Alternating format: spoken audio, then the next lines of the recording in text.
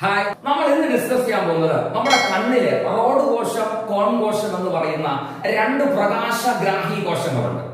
ഈ രണ്ട് പ്രകാശഗ്രാഹി കോശങ്ങളിലെ കോൺ കോശത്തെ കുറിച്ചാണ് നമ്മൾ ഇന്ന് ഡിസ്കസ് ചെയ്യാൻ പോകുന്നത്. നമ്മുടെ SCERTയുടെ പുതിയ ടെക്സ്റ്റ് ബുക്കിനകത്ത് കോൺ കോശങ്ങൾ എത്ര തരമുണ്ട്, അവ ഏതൊക്കെയാണ്, അതുമായി ബന്ധപ്പെട്ട ക്രോമസോം ഏതാണ് എന്നൊക്കെ പറയുന്നുണ്ട്. ആ സംഭവം നമുക്കൊരു കഥയിലൂടെ പറഞ്ഞു നോക്കിയാലോ? വളരെ നോക്കാം. എടാ, ഞാൻ എന്റെ ചേച്ചിയുടെ 3 മക്കളുണ്ട്. ഇവരുമായിട്ട് ഡ്രസ് എടുക്കാനായിട്ട് ഷോപ്പിൽ പോയി. അവിടെ ചെന്നപ്പോ ഒരുത്തന് സ്മോൾ സൈസ്, അവരൊരേ നിർബന്ധം, എനിക്ക് നീല ഷർട്ട് തന്നെ വേണം. ഓക്കെ, സ്മോൾ സൈസിലുള്ളവന് നീല ഷർട്ട് വാങ്ങിച്ചു കൊടുത്തു. അടുത്തതേ വരുന്നു രണ്ടാമത്തവൻ, അവന് മീഡിയമാണ് അവന്റെ സൈസ്, പക്ഷെ അവന് പച്ച ഷർട്ട് തന്നെ വേണം. ആരായാലും പച്ച പരിഷ്കാരില്ല, എന്നാലും കുഴപ്പമില്ല, വാങ്ങിച്ചു കൊടുത്തു. ഇനി മൂന്നാമത്തവൻ, അവനാണെങ്കിലോ ലാർജ് സൈസാണ്. അവന് വേണ്ടത് ചുവന്ന ഷർട്ട്, ചുവന്ന പാന്റ്. എന്തുവാണ് ഇതൊക്കെ? എന്നാലും പോട്ടെ, ഞാൻ അങ്ങ് വാങ്ങിച്ചു കൊടുത്തു. ഇവന്മാരുടെ ആഗ്രഹമല്ലേ, ഓർത്തു വച്ചിരിക്കുക. ആദ്യത്തവന് സ്മോൾ സൈസിലുള്ള നീല, രണ്ടാമത്തവന് മീഡിയം സൈസിലുള്ള പച്ച, മൂന്നാമത്തവന് ലാർജ് സൈസിലുള്ള ചുവപ്പ്.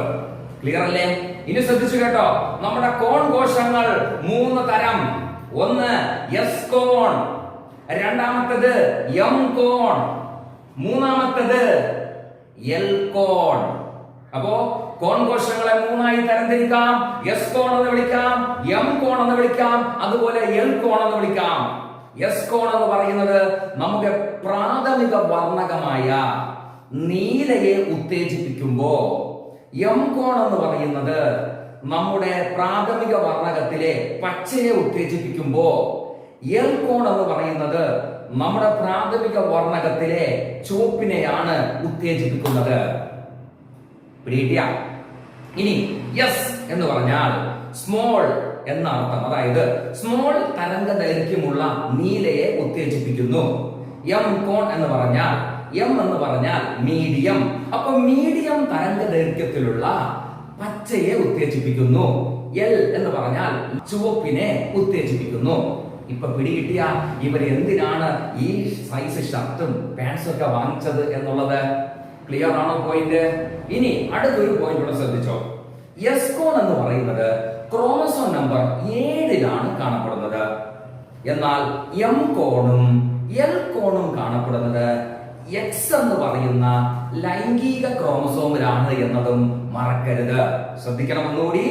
സ്മോൾ എന്ന് പറയുന്ന എസ് കോൺ എന്ന് പറയുന്നവൻ കാണപ്പെടുന്നത് ക്രോമസോം നമ്പർ 7 എസ് കോണിന്റെ ജീനുകൾ കാണപ്പെടുന്നത് ക്രോമസോം നമ്പർ 7 എം കോണിന്റെയും എൽ കോണിന്റെയും ജീനുകൾ കാണപ്പെടുന്നത് ക്രോമസോം ഏതിലാണ്?